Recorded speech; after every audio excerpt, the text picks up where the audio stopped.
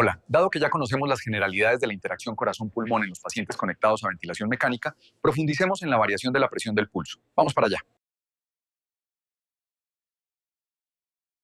Bienvenidos. En cuidados críticos, pocas decisiones son tan frecuentes y a la vez tan cruciales como la de administrar fluidos. Hoy vamos a analizar a fondo una herramienta que nos ayuda a tomar esa decisión con muchísima más precisión, la variación de la presión de pulso, o VPP, sobre todo en nuestros pacientes con ventilación mecánica.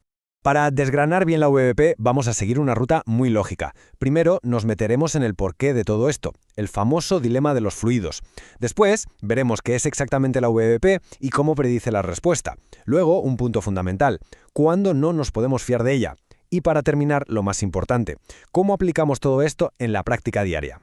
Bueno, pues vamos al lío. Empecemos por el problema central, esa pregunta que nos hacemos todos los días, varias veces al día, en la unidad de cuidados intensivos.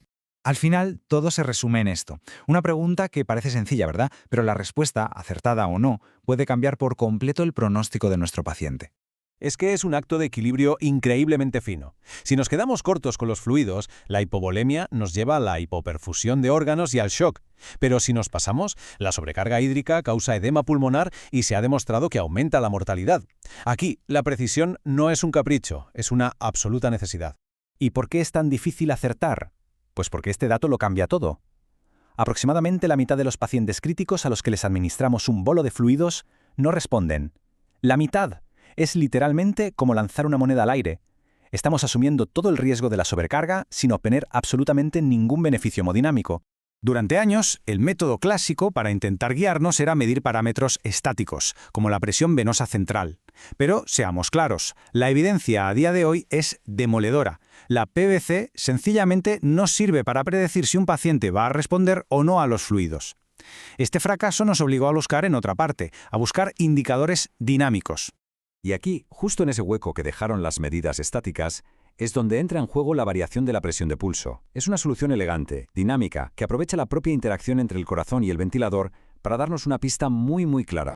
Pero un momento. Antes de seguir, hay que dejar claro un concepto clave. ¿Qué significa exactamente responder a fluidos? Es un término puramente fisiológico. Significa simplemente que el corazón del paciente está en un punto en el que si le damos más volumen, o sea, más precarga, va a ser capaz de responder bombeando más sangre. En otras palabras, que está en la parte empinada de la famosa curva de Frank Starling. Este gráfico lo clava. La VPP nos dice exactamente en qué punto de esta curva está el corazón. Si nos fijamos en la zona ascendente, la que tiene pendiente, ahí es donde una VPP alta nos chiva que el corazón es sensible a la precarga. En cambio, si el corazón ya está en la meseta, en la parte plana, la VPP será baja, avisándonos de que por mucho más volumen que le demos, el gasto cardíaco ya no va a mejorar. En esencia, la VPP no es más que eso. Un número que cuantifica cuánto cambia la presión de pulso, la diferencia entre la sistólica y la diastólica, con cada ciclo del ventilador.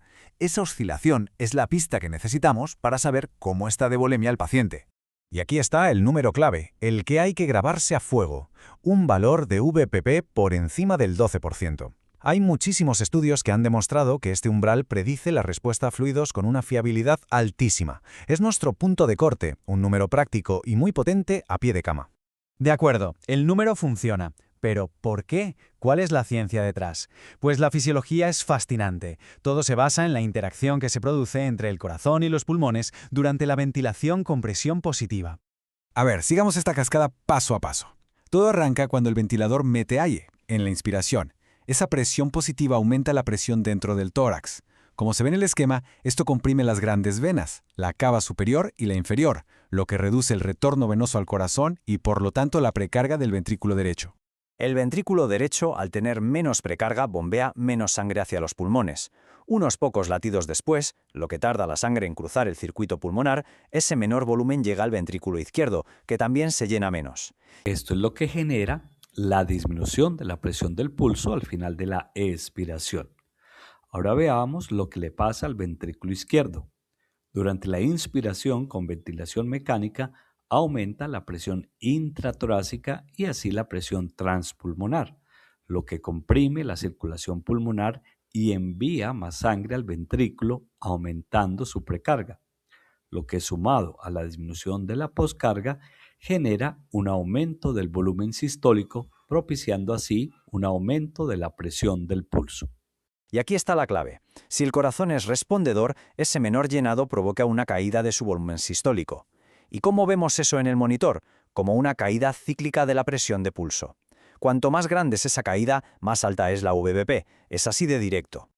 Ahora bien, y esto es absolutamente fundamental, la VPP no es una varita mágica. Es una herramienta potentísima, pero tiene sus reglas.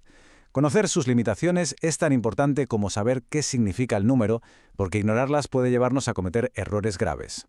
Aquí tenemos un resumen de los rompedores de reglas de la VPP. La respiración espontánea o una arritmia como una fibrilación auricular la invalidan por completo, nos dan falsos positivos. Pero hay otros escenarios más sutiles que hay que tener en mente. Volúmenes tidales bajos, pulmones muy rígidos, un aumento de la presión intraabdominal o un ventrículo derecho que no funciona bien. Todos ellos pueden darnos lecturas engañosas. El síndrome de distrés respiratorio agudo, el SDRA, es el ejemplo perfecto de esto. Para proteger el pulmón usamos volúmenes tidales bajos, pero claro, esa pequeña variación de presión puede no ser suficiente para generar una VPP que se vea en el monitor, incluso en un paciente que sí que necesita volumen. Por eso, una VPP alta en SDRA sigue siendo muy significativa, pero una VPP baja no nos dice nada, no es concluyente. Y no solo el volumen tidal, es también cómo de rígido está ese pulmón. Si la compliancia es baja, si los pulmones están como una piedra, la presión del ventilador no se transmite bien a las estructuras intratorácicas. El efecto sobre la precarga se diluye. Como regla general, con una compliancia del sistema respiratorio por debajo de 30, la fiabilidad de la VCPP cae en picado. Entonces, ¿qué hacemos en estos casos tan comunes? ¿Tiramos la toalla? Para nada. Hay una maniobra muy elegante que se llama desafío de volumen tidal. Es muy sencillo. Aumentamos transitoriamente el volumen tidal, por ejemplo, de 6 a 8 ml por kilo durante un minuto y vemos qué pasa con la VPP. Si durante esa maniobra la VPP aumenta 3.5 puntos o más, eso es un indicador muy fiable de que el paciente en realidad sí es respondedor. Perfecto. Hemos visto la teoría, los porqués, los peros. Ahora vamos a juntar todas las piezas del puzzle y a ver cómo integramos esto en una secuencia de decisiones lógicas a pie de cama. Este algoritmo es básicamente nuestra hoja de ruta. Lo primero de todo, lo fundamental, es confirmar los prerequisitos. El paciente tiene que estar en ritmo sinusal y sin nada de respiración espontánea. Ventilación controlada pura y dura. Si se cumplen, la cosa es bastante clara. Si la VPP está por encima del 13%, la respuesta a fluidos es muy probable. Si está por debajo de 9% y además tenemos un volumen tidal y una complianza adecuados, la respuesta es improbable. Pero ¿qué pasa en esa zona gris, entre 9 y 13? ¿O cuando las condiciones no son las ideales, como en el SDRA? Pues ahí es donde el desafío de volumen tidal se convierte en nuestra mejor herramienta para salir de dudas. Y con esto llegamos al matiz final, quizás el más importante de todos. Una VBP alta nos dice que un paciente es respondedor, pero eso es solo un dato fisiológico, no es una orden para ponerle fluidos. La pregunta clínica de verdad es, ¿necesita el paciente esos fluidos? ¿Hay signos de hipoperfusión que justifiquen asumir el riesgo? La VBP nos informa, pero la decisión clínica sigue siendo nuestra. En este caso real, miren cómo la onda de pulso cambia con el ciclo respiratorio. 25% de VPP. Así que al final del día, la cuestión es esta.